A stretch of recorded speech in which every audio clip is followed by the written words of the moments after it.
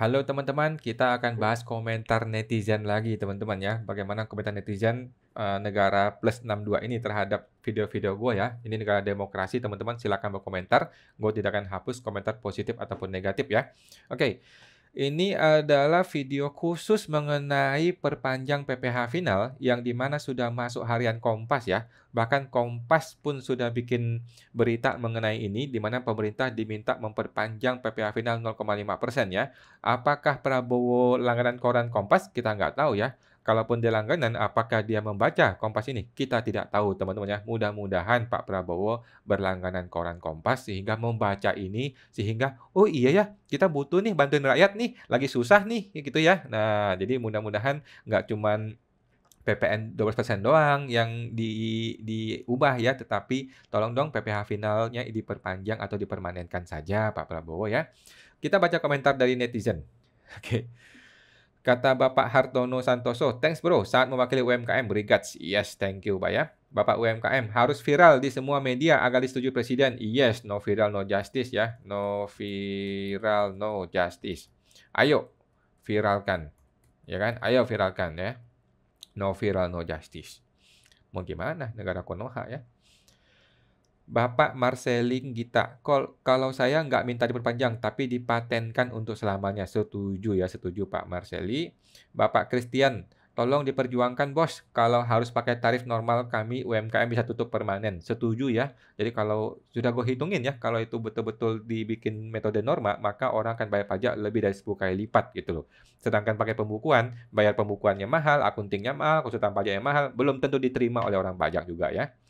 Bapak NKRI, sehat selalu kok, terima kasih. Bapak Sotaap, DPR bagaimana? Masalah perpanjang SIM aja diurus. Lah, ini yang lebih gawat menyangkut UMKM, kenapa nggak didengar ya? Bukan nggak dengar ya, pura-pura nggak dengar. Itu negeri Konoha ya. Kalau DPR Indonesia mah dengerin semua ya. Silakan berkuar-kuar ke anggota DPR ya. Mudah-mudahan mereka mendengar ya. Bapak Metu, di mana UMK, UMP pada naik, gaji PNS naik, tapi nasibnya kita pelaku UMKM seperti tidak ada perhatian. Oh, begitulah, begitulah. Ayo bersuara, viralkan. Jangan biarkan mereka pemerintah berbisnis memeras rakyatnya sendiri dengan aturan-aturan yang jelas-jelas ditolak masyarakat. Siapa mereka kok semaunya sendiri? Kondisi ekonomi sedang nggak baik-baik saja, malah bikin aturan aneh-aneh. Ya memang begitu ya, memang begitu. Bapak Ketek Seksi, tolong dimengerti, kami warga Konoha IQ rata-ratanya sulit untuk bikin pembukuan, betul ya?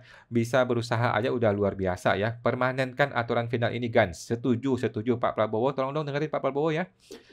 Lah, ini makanya waktu debat masalah ginian yang ditanya, bukan yang tidak jelas, bahasanya tingkat tinggi, yang dibahas tinggi-tinggi semua, yang rendah-rendah aja ditanyakan, gas, bensin, dan lain-lain.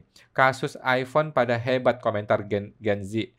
Oi Gen Z, Gen Z ya, iPhone di ACC atau nggak di ACC, lo nggak dapat apa-apa gitu ya. Ngapain diurus? Mendingan ngurus UMKM, bantu semua saudara di bawah kita. Setuju teman-teman ya, setuju 1000% ya.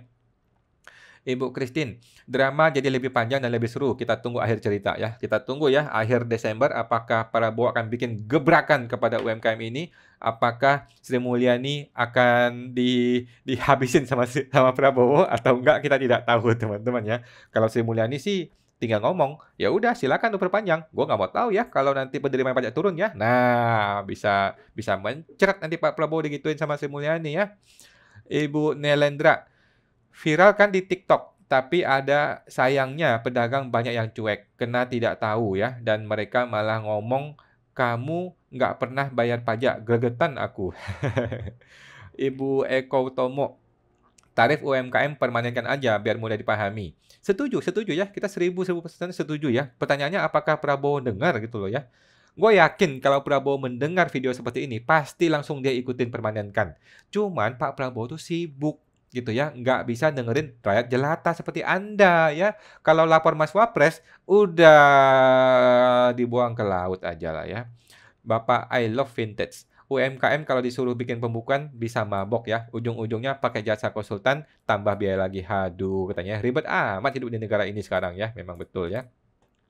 Revolusi saja, emang udah nggak tertolong ini Konoha. Ya susah ya, revolusi juga susah ya. Bapak Mardale Kebanyakan UMKM nggak bisa pembukuan. Kamu bersedia bayar pajak asal mudah caranya dan tarif 0,5%. Oh, kami maksudnya ya. Oke.